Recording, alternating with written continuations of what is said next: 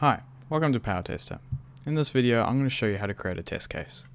First, navigate to the test cases section by clicking this button on the left, then click the add test case button up here. Give it a friendly name, and if you like, give it a tag. Every test case can have 0 or more tags, and this helps for organization when we get to test plans. In this case, I'll give it video. These already exist, so you can select them from the drop down.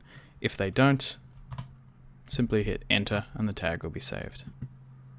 Now select next. Now we select the connection we'd like our test case to execute the SQL query against. I'll connect it to the demo connection and then enter a SQL query. This will be executed against the database and is used as the expected result when comparing the data from Power BI. I'm going to give it a dummy query and click next. Now we select the report. Enter the page name. In our case, the page name is usage. And we enter the alt text. So the alt text is an optional field on any visual within Power BI.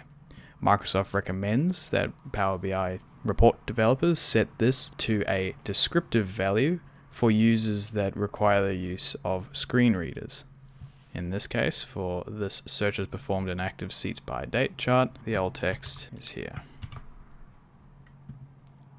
Once you've entered the alt text, hit save. And the test case has been saved.